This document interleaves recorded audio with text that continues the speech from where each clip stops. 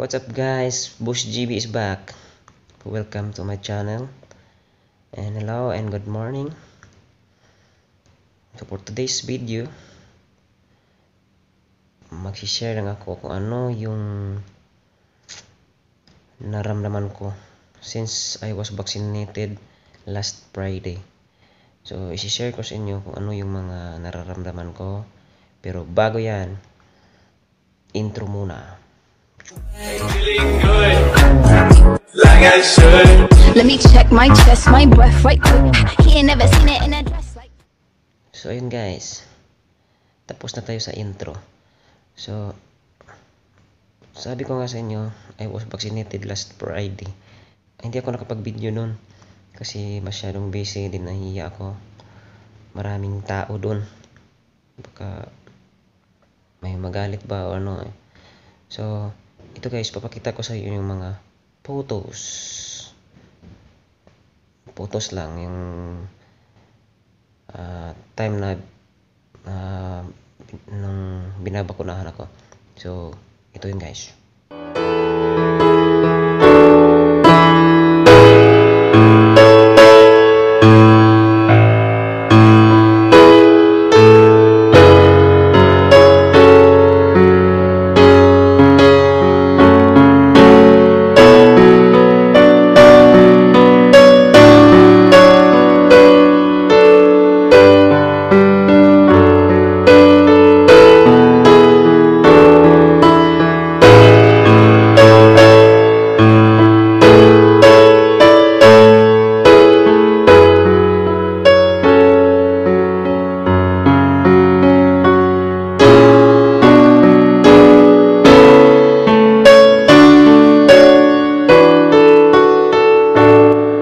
Ito na nga guys, yung nabakunahan na ako.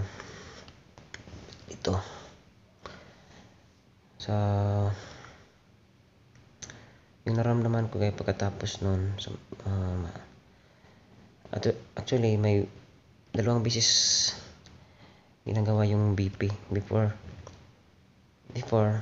and tatlo pala, before and after. So sa after may dalawa dun. So minomonitor yung blood pressure natin, baka high blood or ano yung reaction nung katawan natin bago tayo alis sa vaccination center. Then if okay, so pwedeng umuwi. So guys, nung dumating na ako sa bahay, sumakit yung ulo ko, which is normal because sinabi doon sa vaccination center may briefing or pinapaalam kung ano yung mga pwedeng magiging side effect once naturok na yung vaccine. So totoo, sakit yung ulo ko. Parang namumula, na umiinit, tapos meron ding of course body pain, sakit, sobrang mabigat yung katawan, parang magbubuhat ka ng ilang sakong bigas. Yun, parang gusto mo lang matulog, then parang mag-relax. Ito nga ngayon guys, masakit pa yung kanan na kamay ko. Dito kasi tinurok. So masakit pa siya, pero yung katawan ko parang nag-a-adjust na, yung nawala na yung sakit ng ulo ko, gumaan na yung pakiramdam ko, bumalik na din ako sa trabaho. Then may isa rin akong naramdaman nung pagkatapos ng pagkatapos ng nabaksinan ako, sumakit yung lalamunan ko, sumakit siya, parang hirap akong kumain nun.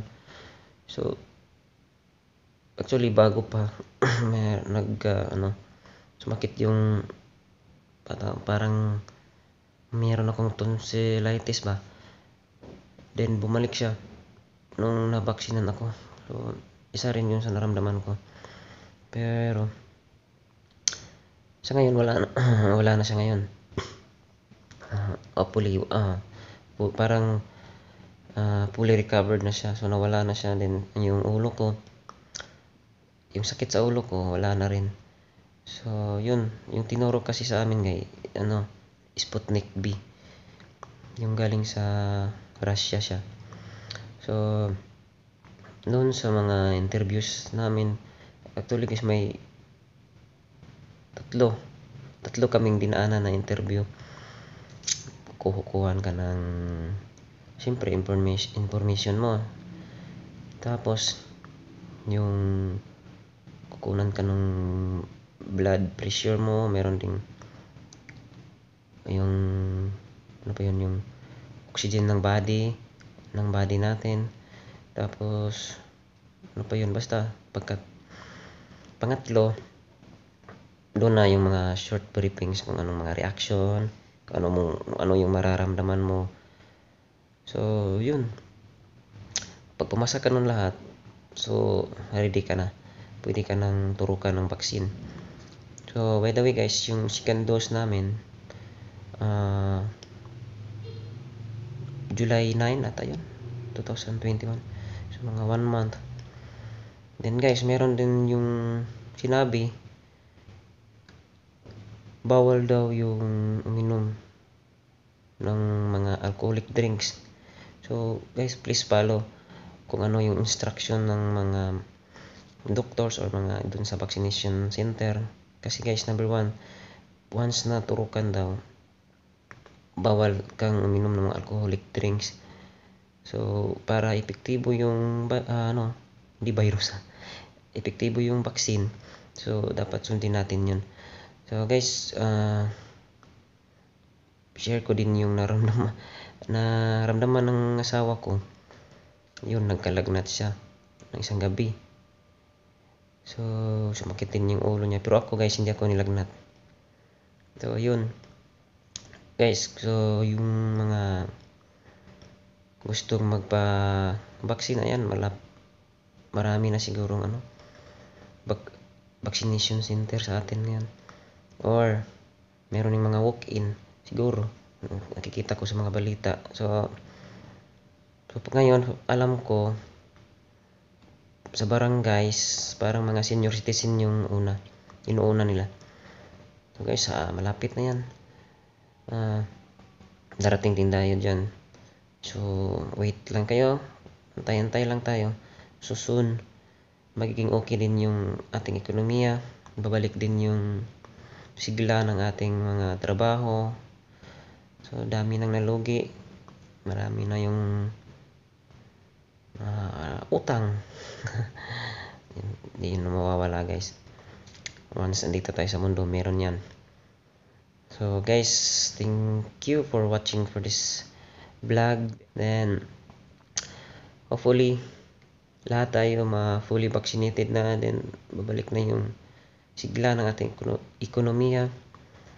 And also thank you sa Bellevue na kami yung unang resort na mga empleyado na may baksina. So thank you sa Bellevue. Then of course thank you din sa inyo for always supporting my vlogs, my channel. So I think dito ko na lang tatapusin yung vlog ko.